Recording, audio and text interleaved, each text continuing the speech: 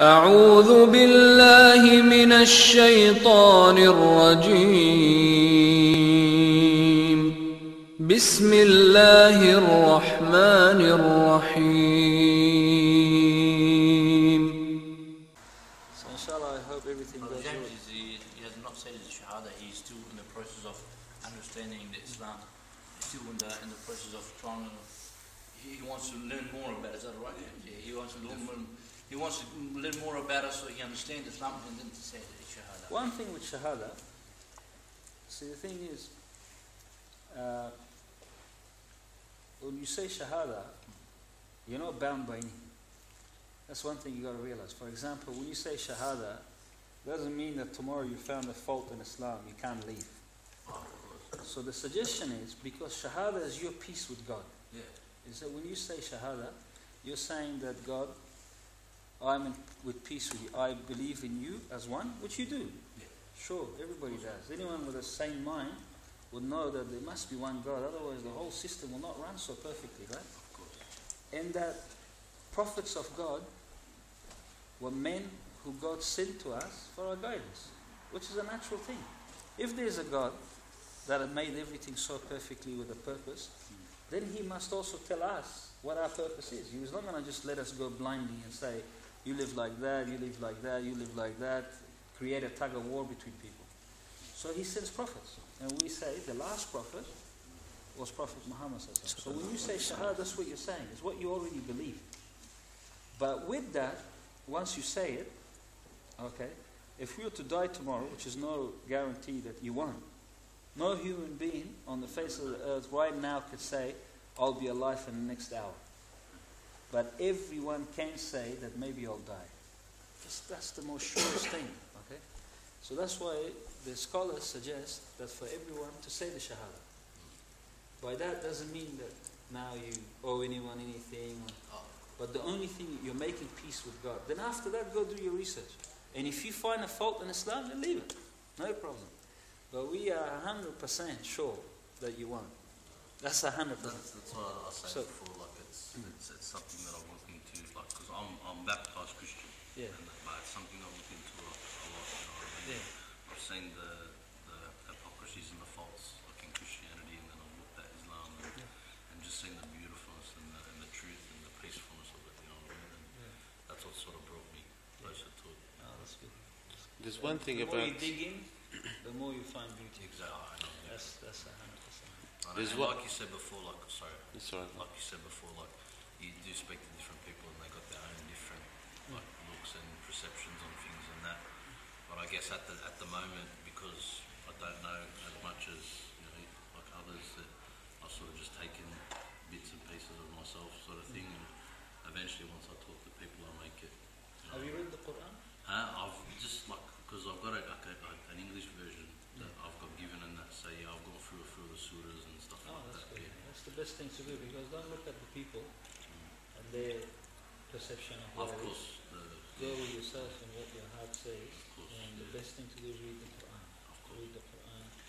And then if you got questions, then go to people, to scholars, not just any people. I think it's just mainly like in the interpretation that I ask. You know what I mean? Because like I think like I read it and then it's just sort of like I want to make sure it's.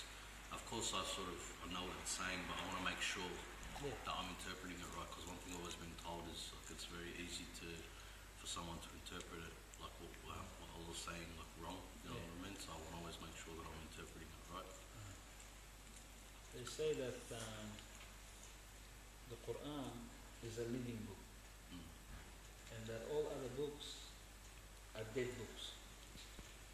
The reason for that, they say, is that a dead book is a book like I've written a book, for example. You come along and read my book, but I'm not there.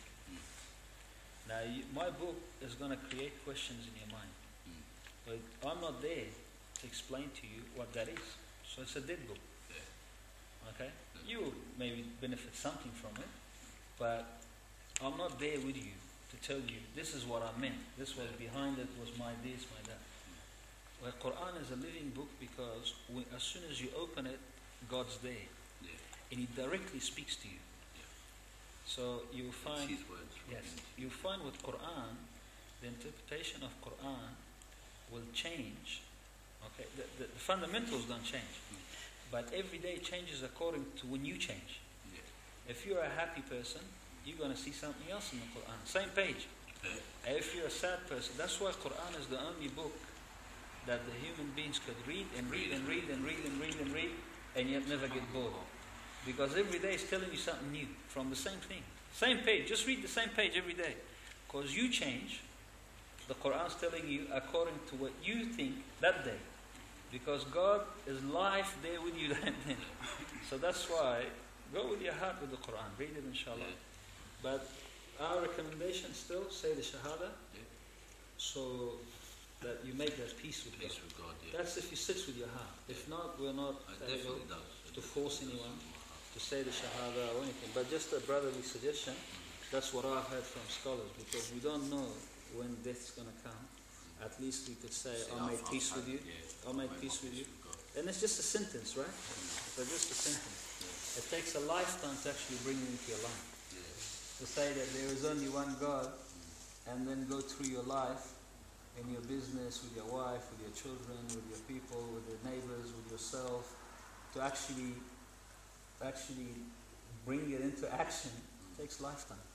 So it's something that you say, and then put in action later. So it's up to you. If you feel like it, say it. If not, whenever you do. Something I am ready to do. You want to say it now, Shalom? Huh? Yes, say it. You ready to say it? But one thing before you say it, they say that for the brothers and sisters that were Christians before, one thing that always the scholars also say is, first they say, whenever people say Shahada, they say, look, you have not been forced. Because sometimes people might be forced. So they don't want the scholar make sure that this brother is not forced. Because a forced person in Islam is a hypocrite. Because in the mouth they say it, but in the heart they're not going to believe it. And a hypocrite's in the lower hell than a person who doesn't believe. So you don't want to create hypocrites. That's why the scholars say, nobody's forced to get it. Another thing to the Christian brothers and sisters they say is that do you feel and believe that Jesus is not the Son of God, but a prophet of God and a messenger of God? That's it. And then you can repeat what he says and he'll tell you the meaning of it, inshallah. So what I'm just about to say to you, no one has forced you on this, to say that you're doing it for your own goal, is that right? Okay, inshallah we're going to start. It's Ashhadu an la ilaha illallah wa ashhadu anna Muhammadan abduhu wa rasuluhu. The meaning is that I bear witness. You just repeat after me. I bear witness. There's no any other God. Except Allah. And the Prophet Muhammad. Peace and blessing be upon him. Is the final messenger and the slave of Allah. And Allahu Akbar. Allahu Akbar. Allahu Akbar. Allahu Akbar. Allahu Akbar. Now you scare the poor guy. Give him a hug, everybody. We have to give him a good too, right?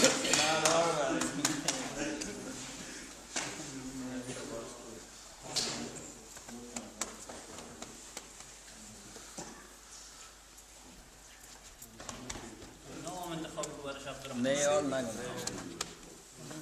Ola mamma är ganna gå in number. Fattar? Åh, vad ska jag göra? Yalla.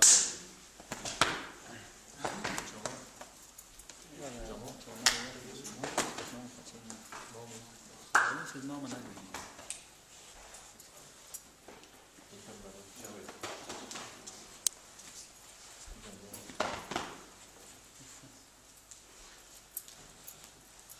Allahu Akbar.